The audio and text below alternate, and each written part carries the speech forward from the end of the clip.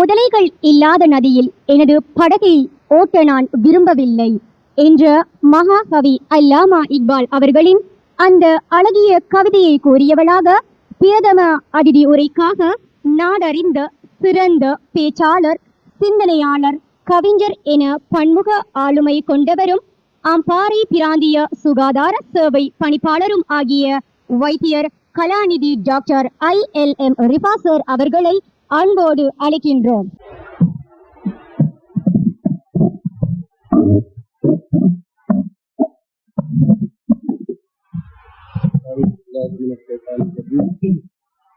பிஸ்மில்லாஹிர்ரஹ்மானிர்ரஹீம். ரப்பி ஷ்ரஹ் லி ஸத்ரி வ யஸ்ஸிர் லி அம்ரி வஹ்லுல் உக்ததம் மின் லிசானி யஃப்கஹு கௌலி. ரப்பி ஸித்னி இல்மா. எல்லாம் வல்ல அல்லாஹ்வை போற்றி புகழ்ந்தவனாக, அவனுடைய கண்மணி நாயகம் ஸல்லல்லாஹு அலைஹி வஸல்லம் அவர்கள் மீதும், அவர்களை தொடர்ந்த உத்தமர்கள் அனைவர் மீதும், நம் மீதும் அல்லாஹ்வுடைய ஸலவாத்தும் சாந்தியும் அருளும் என்றென்றும் உண்டாவதாக என்று பிரார்த்தித்தவனாக, இந்த நிகழ்வினை தலைமை தாங்கி நடத்தி கொண்டிருக்கின்ற மதிப்புக்குரிய கல்லூரி அதிபர் உஸ்தாத் அப்துல் கஃபூர் அவர்களே, இங்கு சிறப்பு அதிதிகளாக கலந்து கொண்டிருக்கின்ற மதிப்புக்குரிய அஷேக் நதீர் மௌலவி அவர்களே, அஷேக் ஷபா மௌலவி அவர்களே, மிக பெரும் பாராட்டை பெற்று நன்றி கடனுக்கும் பாராட்டுக்கும் எங்களுடைய அமீன் சார் அவர்களே, மதிப்புக்குரிய இன்ஜினியர் ரியாஜ் அவர்களே, ஆசிரியர் பெருந்தகைகளே, பெற்றோர்களே, இந்த நிகழ்வின் கதாநாயகர்களான மாணவ செல்வங்களே, உங்கள் அனைவருக்கும் அஸ்ஸலாமு அலைக்கும் வரஹ்மத்துல்லாஹி வபரகாத்துஹு. எல்லா சிறப்பு பேச்சாளருக்கும் உரிய அதே சங்கடம் எனக்கும். எல்லோரும் பேசி அழுத்து எப்போது முடிப்போம் என்று இருக்கக்கூடிய ஒரு சூழலிலே இப்படி ஒரு பேச்சு கிடைக்கும். பிசிக்கலி மென்டலி நாம் எல்லாம் டவுனாக இருக்கின்ற நேரத்திலே இப்படியான ஒரு நிகழ்வு கிடைக்கின்ற பொழுது உங்களுடைய மனோநிலையையும் உடல்நிலையையும் எண்ண ஓட்டத்தையும் கருத்திலே கொண்டு மிக சுருக்கமாக என்னுடைய உரையாற்றி நிறைவு செய்யலாம்னு நினைக்கிறேன். இங்கு சொல்லப்பட்டது போன்று அப்படி பெரிய பேச்சாளனும் சிந்தனையாளனும் கிடையாது. எல்லா புகழும் அல்லாஹ்வுக்கே உரியது. அந்த ரப்புல் ஆலமீன் காத்தாங்குடியில் பிறந்த என்னை இவ்வாறான ஒரு சிறந்த நிகழ்வுக்கு அழைக்க வைத்தமைக்கு நான் அவனுக்கு நன்றி கூறி ஒரு சில கருத்துக்களை சொல்லலாம் நினைக்கிறேன். இங்கு வந்த பொழுது நான் பல விடயங்களை மனதிலே யோசித்துக் கொண்டு வந்தேன். ஆனால் இங்கு ஒரு 3 விடயத்தை பிரதானப்படுத்தி பேசிவிட்டு அமரலாம் என்று நினைக்கிறேன். முதலாவது, இங்கு நடந்த நிகழ்வு, அது ஏற்பாடு செய்யப்பட்டிருக்கிற அந்த ஒழுங்கு வளமைக்கு மாற்றமாக இந்த நிகழ்விலே மாணவர்களுடைய திறமை வெளிப்படுத்தப்பட்டதும் அவருடைய ஆளுமை வெளிப்பட்டதும் ஒரு பாடசாலையில், ஒரு சிறிய பாடசாலையில் இவ்வளவு பெரிய நிலைக்கு கொண்டு வரக்கூடிய ஒரு தலைமைத்துவம் இங்கு இருக்கின்றது என்பதை காட்டியது. உடலிலும் மனதிலும் எவ்வளவு இளமை இருந்தால் மாணவர்களுடைய அந்த அந்த வயதுக்குரிய உணர்வை உணர்ந்து கொண்டு இந்த நிகழ்வுகளை ஏற்பாடு செய்திருப்பார்கள் என்று நான் யோசித்தேன். உண்மையில் பாடசாலை நினைவுகளை இந்த மாணவர்கள் இறுதி நிகழ்ச்சியாக செய்த போது எனது கண்ணிலும் கண்ணீர் வந்தது. எனக்கும் பாடசாலை நாட்கள் ஞாபகம் வந்தன. நாம் உலகில் எந்த இடத்துக்கு சென்றாலும், எந்த பல்கலைக்கழகத்துக்கு சென்றாலும், பட்ட பின்படிப்புக்கு சென்றாலும், என்னுடைய அனுபவத்திலே நான் பார்த்த ஒரு விடயம், நாங்கள் யூனிவர்சிட்டிக்கு போன பொழுது பேராசிரியர்கள் எங்களிடம் கேட்டால் எந்த ஸ்கூல்ல படிச்சீங்க, கேட்டார்கள். பட்டப்படிப்பை முடித்துவிட்டு இங்கிலாந்துக்கு பயிற்சிக்கு சென்ற பொழுது அங்கு எந்த யூனிவர்சிட்டியை கேட்பார் என்று பார்த்தால் அங்கும் எந்த ஸ்கூல்ல படிச்சேன்னு கேட்டார். மாநாடுகளுக்கு வெளிநாடுக்கு சென்ற பொழுதும் எந்த பல்கலைக்கழகம் நீங்கள் இங்கிலாந்தில் பட்டம் பெற்றீர்களான் கேட்கவில்லை, எந்த ஸ்கூல் என்று கேட்டார்கள். ஒரு பெரிய நிகழ்விலே நான் ஒரு உரையாற்றி உட்காருகின்ற பொழுது ஆங்கிலத்திலே அங்கு வந்தவர் முதலாவது கேட்டார், are you from an international school என்று கேட்டார். were you in அமெரிக்கான்னு கேட்டார். அமெரிக்காவில் இருக்கிறீங்க? நாங்கள் இல்லை, எங்க ஊர்ல ஒரு கிராமத்து பாடசாலையில அட்வான்ஸ் லெவல் வரையும் அங்கே படித்துதான் நான் வந்திருந்தேன். எனவே பாடசாலை நினைவுகள் எங்கள் மனதிலே அந்த தடம் பதிக்கின்ற நினைவுகள் காலத்தால் அழியாதவை. இங்கு விதைக்கப்படுகின்ற ஒவ்வொரு மனப்பதிவும் ஆளுமையும் தான் எங்களுடைய எதிர்காலம். நான் சேரிடம் சொல்லுகின்ற பொழுது சொன்னேன், ஏலவல் நடக்கின்ற பொழுது, இது சரியாக ஏலவல் 3 மாசம் இருக்கு. நாங்க ஸ்கூல்ல பெரிய ஒரு ப்ரோக்ராம் செய்தோம் 92ஆம் ஆண்டு. இதே மாதிரி பெரிய நிகழ்வு, 2 நாட்கள் நடந்த நிகழ்வு, டிராமா, சாங்ஸ், அது நிறைய நிகழ்வுகள். அது தொடர்ச்சியாக அந்த டிராமாவுக்கு எங்களுக்கு ஒத்திகை நடந்துகிட்டே இருந்தது. அதில் ஒரு பிரதான கதாபாத்திரம் எனக்கு. நான் ஒரு கார்பெண்டர் ஒரு பிள்ளையுடைய பாப்பாவா நடிக்கிற கதாபாத்திரம், ஒரு ஜம்பர் அடிச்சு சோல் எல்லாம் போட்டு நடிச்ச நடிப்பு.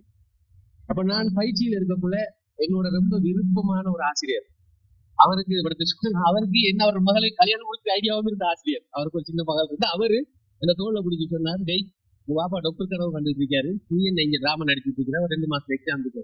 நான் சார் எக்ஸாம் அடுத்த முறை எங்களுக்கு இந்த நிகழ்வு அடுத்த முறை என்ன கூப்பிட மாட்டாங்க. இது என்ன கடைசி வருஷம் பாடசாலையில மாணவ மன்ற தலைவராக இருந்திருக்கிறேன், பிரிஃபெக்டா இருந்திருக்கிறேன், எல்லா நிகழ்ச்சியும் பங்கேற்கிறதா.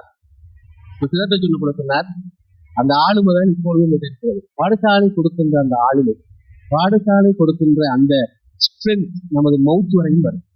எனவே நான் நம்புகிறேன், இந்த பாடசாலை, இந்த அதிபர், இந்த ஆசிரியர் குலாம் உங்களுக்கு வழங்கி இருக்கின்ற அந்த ஆளுமை திறனை இந்த மேடை நிகழ்ச்சிகளாக நான் பார்த்தேன். அந்த அழகிய இளம் சிறுவர்களின், மாணவிகளின் அந்த நடனத்தை பார்த்த பொழுது அவர்கள் எவ்வளவு இன்வால்வாக அதிலே ஈடுபட்டார்கள் என்று நான் பார்த்தேன். உலகிலே மனித குலத்தின், மனிதர்களின் வெற்றிக்கு அடிப்படை எதை நாங்கள் செய்தாலும் அதனுடைய அடிப்படை அந்த நிகழ்வு, அதை செய்கின்ற பொழுது 100% அதிலே இறங்கி இன்வால்வாகி, அரபிலே பணாவாகி செய்வது, அது அப்படியே கரைஞ்சி போறது. அப்படித்தான் 2 பேர் கறி சமைத்தாலும் ஒருத்தர் பெஸ்டா இருக்கும், இன்னொருத்தர் மோசமா இருக்கும். ஏன்னா அந்த கறியாவே மாறி இருப்பார். வணங்குகிற பொழுது இறைவனாகவே அந்த படங்களை சொல்வாங்க, அப்படியே இன்வால்வாக. அது பரீட்சைகள் இருந்த பொழுது நாம் அறியாமல் செய்வோம். நமக்கு உலகில் எந்த நிகழ்வும் தெரியாத அந்த 2 மணி நேரத்துக்கு அப்படியே கரைஞ்ச அந்த பரீட்சைகளை நாம் எழுதுவோம். எதை செஞ்சாலும் அதை இன்வால்வாகி செய்ய வேண்டும். அதைத்தான் ரசூலுல்லாஹி ஸல்லல்லாஹு அலைஹி வஸல்லம் சொன்னார்கள், ஒரு மூமினுடைய செயல் அவருடைய செயல் உலகத்திலே பெஸ்டா இருக்கு. மூமின் ஒரு வேலையை செய்தார், அவர் பெஸ்டா இருப்பார். உடல் உறுதி உள்ள ஒரு மூமினை அல்லாஹ் பலகீனமான மூமினை விரும்புகிறான். இது பல ஹதீஸ்கள் சொல்லப்பட்ட பல உலமாக்கள் இருக்கிறார்கள். மார்க்க வியாக்கியானம் சொல்வதற்கு எனக்கு தகுதி கிடையாது. இருந்தாலும் எதை செய்கிறோம், ஒவ்வொரு நாளும் 5 நேர தொழுகை சொல்லித் தருகிற ரகசியமும் அதான். எதை செய்கிறாரோ அதுவாகவே மாறி செய்யும். அந்த இன்வால்வ்மெண்ட் மட்டும் நமக்கு வந்தா நமக்கு அது சரியாக. நான் அடிக்கடி பெண்கள் மத்தியிலே உரையாற்றுகிற பொழுது சொல்வதுண்டு, காலையில போட்ட டீ நல்லா இருந்துச்சுக்குள்ள இன்னும் தாங்க நீதான் வயதுக்கு தரையில. ஆனா ஒரு ஹோட்டல்ல போனா அதே டீ 3 நாள் கழிச்சும் குடிக்கலாம். என்னன்னா இந்த டீ மாஸ்டர் அந்த இன்வால்வ், இத்தனை கிராம் சீனி போடுறோம், எவ்வளவு நேரம் கொதிக்க வைக்கிறோம், எவ்வளவு பால் போடுறோம், எப்படி ஆத்திரம், அவர் இன்வால்வ். நம்ம தேய்க்கிறோம் இன்வால்வ் இல்லை. காலையில ஒரு கணக்கு, இன்னும் ஒரு கணக்கு, இரவுக்கு ஒரு கணக்கு. அதனால எதை செஞ்சாலும் சரிதானே இன்வால்வா செய்யுங்க. நான் வாழ்க்கையில நீங்க மகிழ்ச்சியா இருக்கணும்டா, செய்யறத இன்வால்வா செய்ய மகிழ்ச்சியா இருக்கு. எதுல வாழ்க்கையில அது காசு பணம் எதுவுமே நமக்கு பெருமதி கிடையாது. ஏனென்றால் உலகில் மிகப்பெரிய விடயம் காசு பணம் கிடையாது. நீங்க செய்யற வேலையை பெர்ஃபெக்டா செய்தா காசு உங்களை தேடி வரும். நீங்க எந்த பிசினஸ் லெக்சர் கேட்டாலும், எந்த ஒன்டர்பிரினர்ஷிப் பிசினஸ் கேட்டாலும் சொல்லுவார், காசுக்காக வேலை செய்யாத, வேலையை தெரியாச்சை காசு ஒண்ணு தேடி வரும். எனவே இந்த பாடசாலை அவ்வளவு அருமையான ஒரு விடயத்தை செய்திருக்கிறது. நான் உங்கள் அனைவரையும் இந்த இடத்திலே பாராட்டுகிறேன். என்னுடைய முதலாவது பாயிண்ட்.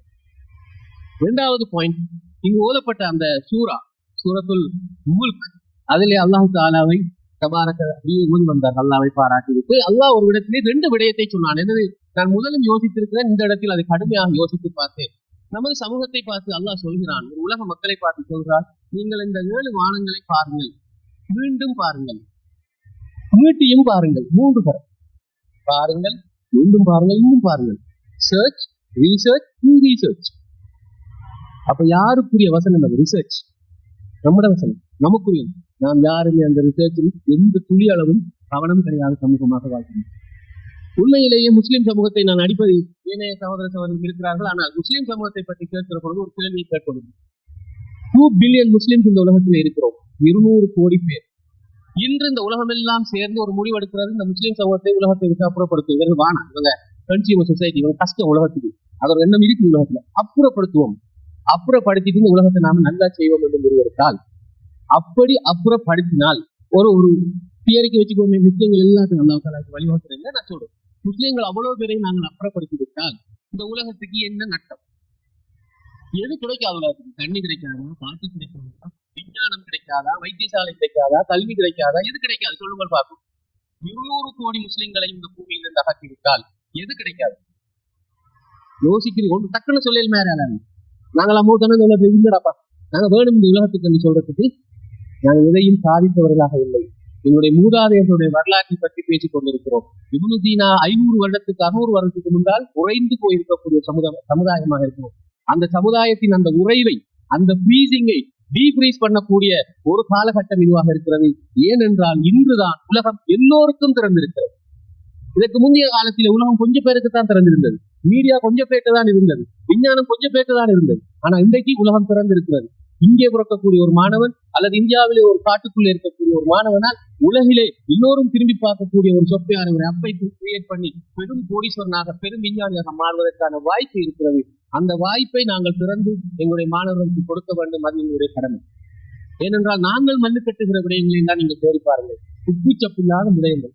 குர்துபாவிலே இஸ்லாமிய ஆட்சி நிகழ்ந்து கொண்டிருக்கிற பொழுது இமாம் அவர்கள் எழுதுகிறார்கள், அந்த அந்த மக்கள் எதற்காக ஆகிய பண்ணி கொண்டிருந்தார்கள்? அந்த ஆட்சி அழிந்து வரக்கூடிய குர்துபா 700 வருடம் ஆண்டு எப்படி அந்த சமூகம் இருந்தது என்றால், அந்த கலீஃபாவுக்கு தன்னுடைய மகனுக்கு அவர் ஒரு மனைவியை தேடுகின்ற பொழுது அவர் சொன்னார், எத்தனை பெண்கள் முழு குரானை மனநமிட்ட காவில்களாக இருக்கிறார்களோ அவருடைய வீட்டிலே விளக்கேற்றட்டும், அங்கு அதில் ஒரு பெண்ணை நான் தெரிவு செய்கிறேன் என்ற பொழுது அந்த குர்துபா முழுதுமே விளக்கெறிந்து அப்படி அந்த வீட்டில் இருந்த பெண்கள் காவில்களாக குர்ஆனை கற்றவர்களாக இருந்தார்கள். அவருக்கு தெரிவு செய்ய முடியவில்லை.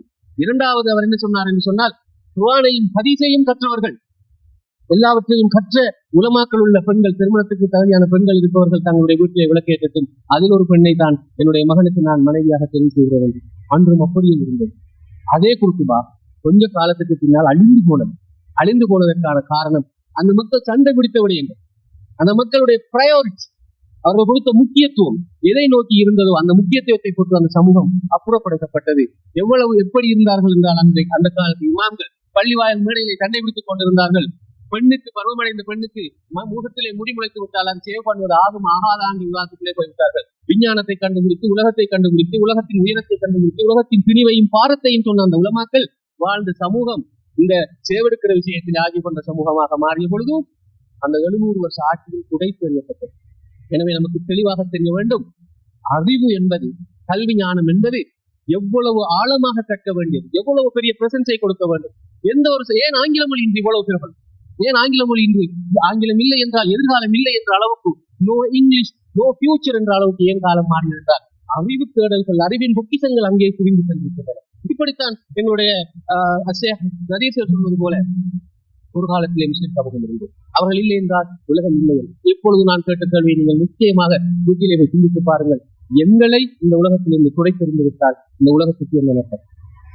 யோசித்து பார்த்தால் நாங்கள் எப்படி எங்களை நிலைநிறுத்த வேண்டும் என்பதை எங்களுக்கு சின்ன சின்ன விஷயங்களை கொண்டாடி கொண்டிருக்கிறோம், பெரும் விஷயங்களை கோட்டை விட்டுக் கொண்டிருக்கிறோம், சின்ன சின்ன விஷயங்களுக்கு சண்டை விடுத்துக் கொண்டிருக்கிறோம், பெரும் விஷயங்களை இழந்து கொண்டிருக்கிறோம். கட்டடம் கட்டுவது, பெயிண்ட் அடிப்பது, லைட் பூட்டுவது, பல்பு எப்படி பூட்டுறது, பச்சை கலரா மஞ்சள் கலரா என்பது பெரிய பிரச்சனை. இவரா அவரா பள்ளி தலைவர் என்பதை குறிக்கிறோம், இவரா அவரா அந்த சமூகத்துக்கு தலைவர் என்று குறிக்கிறோம். இதால வரப்போற ரிசல்ட்ஸ் என்ன?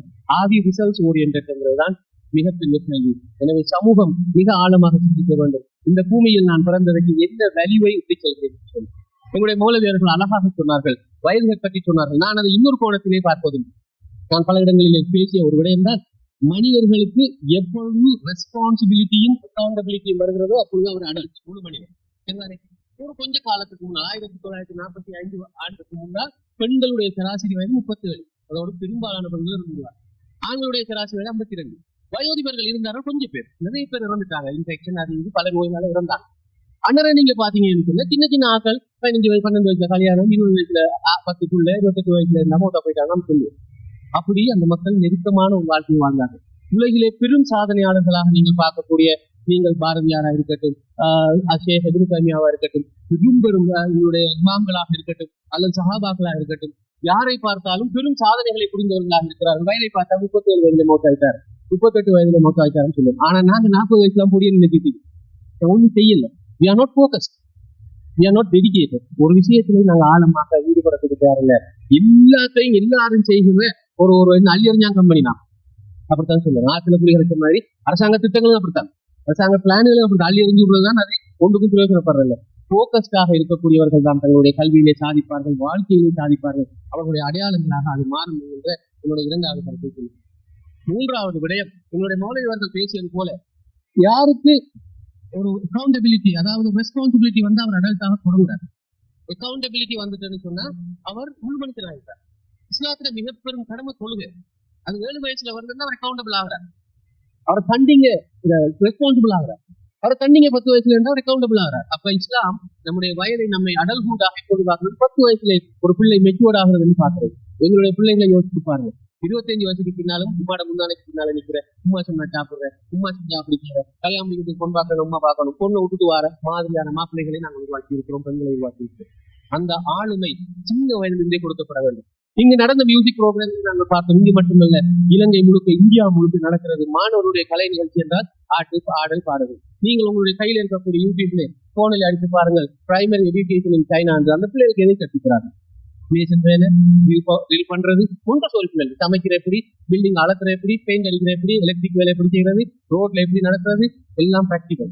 உங்க வாப்பா சொல்லுவாங்க அடிக்கடி, உங்க வாப்பா அடிக்கடி சொல்லுவாங்க, மறந்துவாங்க, தம்பி ஆகுறதெல்லாம் அறிவில்லை, வீட்டை வேகிறதெல்லாம் அறிவில்லை சொல்லுவாங்க. நீ என்னத்தை படிச்சுட்டு போ, வீட்டை நான் பிஏ படிச்சுட்டேன், பிபிஏ படிச்சுட்டேன், எம்ஏ படிச்சுட்டேன், பிஹெச்டி படிச்சுட்டேன், ஆனா இந்த சாப்பிட வீட்டை வழி இல்லைன்னு சொன்னா உன்னை படிக்க பிரயோஜனம் இல்லை. நான் அடிக்கடி இதை ஒரு எஜுகேஷன் சார்ட்டராக, கல்வியின் தாரக மந்திரமா ஸ்கூல் வச்சு நம்ம யூனிவர்சிட்டி வச்சு படிப்பிக்கணும். படிச்சா உனக்கு தெரிஞ்சிருக்கா, உழைப்பியா, இதால காசு வருமா, உங்க வாழ்க்கை நல்லா வருமாண்டு எஜுகேஷனை மாத்தினா இளைஞரை வறுமை 5 வருஷத்துக்கு நான் போகும். எப்படி படிப்பிக்கிறாங்க? அக்ரிகல்ச்சர் கிராஜுவேட் லைப்ரரி உட்காந்துருக்காரு. அப்படித்தானே? வெட்டரி சர்ஜன் இலங்கையாக கூட செலவாகிற துறை 68 லட்சம் ரூபாய் ஒரு ஸ்டூடெண்ட் 22 வெளியாடுறதுக்கு அரசாங்கம் வெட்டரி டிவிவா பண்ணிக்கிறார். No change. நம்ம நினைக்கிற சிஸ்டம் சேஞ்ச் வராது. அதுக்கு பொருத்தமான இடமும் அது வரல இங்க பேசுறதுக்கு. எனவே மாணவர்களே, இந்த கருத்து ஒரு மூன்றாவது நான் முக்கியமான ஒரு கருத்து சொல்லிக்கிறேன். நீங்க 10 வயசுனா நீங்க அடல்ட் வந்து அவங்களை ட்ரீட் பண்ணுங்க சார், நீங்க அப்படி ட்ரீட் பண்ணிக்கிறீங்கன்னா சமைச்சு. அடுத்த விஷயம் தான் நேரம். அல்லாஹ் தஆலா உலகத்திலே மனிதனுக்கு கொடுத்திருக்கக்கூடிய, எல்லோருக்கும் சமனாக கொடுத்திருக்கக்கூடிய ஒரு பெரிய வாய்ப்பு, ஒரு வரம் தான் நேரம். வேலைக்கு 24 மணி நேரம் தான், வெறும் கோடீஸ்வரனுக்கு 24 மணி நேரம் தான், பிச்சைக்காரனுக்கு 27 தான், 24 மணி நேரம். அந்த 24 மணி நேரத்தை நீங்க எப்படி பயன்படுத்துறீங்கிறத பொறுத்துதான் ஒரு வாழ்க்கை அமைப்பு. இன்றைக்கு நீங்க என்ன செய்றீங்களோ அதான் நாளைக்கு, நாளைக்கு என்ன செய்றீங்களோ அதான் நாளை. அன்றைக்கு இன்றைக்கு செய்யறதையே செஞ்சுக்கிட்டு, இன்றைக்கு நம்புறதையே நம்பிக்கிட்டு, இன்றைக்கு செய்யற மாதிரியே யோசிச்சுக்கிட்டு நாளைக்கு எல்லாம் மாறும் நினைச்சீங்கன்னா ஒரு நாள் மாறாது. நேற்று செஞ்சதுதான் இன்றைக்கு, இன்றைக்கு செய்யறதா நாளைக்கு. எனவே இன்றைக்கு விதைக்கிற விதைதான், உங்கள் கல்வியிலே நீங்கள் கொடுக்கிற அக்கறை தான், உங்களுடைய பொறுப்புகள் தான் உங்களுடைய நாளை. இவ்வாறான மேடைகளிலே உங்களை அலங்கரிக்கப்பட வேண்டுமாக இருந்தால் அதை நீங்கள் இப்போதே விதைக்க வேண்டும். அந்த விட மூங்கில் மாதிரி, மூங்கில பாத்திருப்பீங்க, மூங்கில வச்சீங்கன்னா ஒரு வருஷத்துக்கு ஒன்றும் வராது, பின்வரி புடிங்கறிய மாட்டேன் நம்பர். ஆனா மூங்கில் என்ன செய்யும்டா, அந்த வேற அப்படியே உள்ளுக்கு அமைதியாக இறக்கிட்டே போகும். புற பார்த்த ஒரு மாசத்துல பிடிச்சிட்டு வளர்ந்து எல்லா மரத்தையும் தாண்டி மேல நிற்கும். மூங்கில கவனிச்சிருப்பீங்க. மூங்கில் புல் வந்து உலகத்தில் மிகப்பெரிய புல். அந்த புல் வந்து அப்படித்தான் வளரும். அது போலதான் நீங்கள் கற்கிற இந்த காலம் பொறுமையாக அவசரக்கமாக உள்ளுக்கிருந்து நீங்கள் கற்றுக்கொண்டீர்கள் என்றால் ஒரு நாள் எல்லாவற்றையும் தாண்டி நீங்கள் மேலே உங்களுடைய தலை உயர்த்தி கம்பீரமாக சிரிக்க முடியும். எனவே யாராலும் நேரத்தை மேனேஜ் பண்ண முடியாது. நேரம் 24 மணி நேரம் பிக்ஸ்ட் ஆனது. உங்களை மேனேஜ் பண்ணுங்கள், உங்களுடைய செயல்களை மேனேஜ் பண்ணுங்கள். வீணான செயல்களிலே கடைசி வரையும் ஈடுபடாதீர்கள். உங்களுடைய ஒவ்வொரு வீணான செயலும் உங்களுடைய ஆய்வில் ஒரு பகுதி என்பதை நினைத்துக் கொள்ளுங்கள். நேரம் பொன்னானது கிடையாது. நேரம் தான் நமது உயிர், நேரம் தான் நமக்கு அருள், நேரம் தான் இல்லா. எனவே நேரத்தை நீங்கள் எப்படி பயன்படுத்துகிறீர்கள் என்பதை வைத்துத்தான் அன்புக்குரிய சகோதரர்கள், உங்களுடைய வயதை தான் தாண்டி இன்றைக்கு நீங்கள் நேரத்தை சரியாக பயன்படுத்தினால் நாளைய நாள் உங்களுக்கு மகிழ்ச்சியாக இருக்கும்.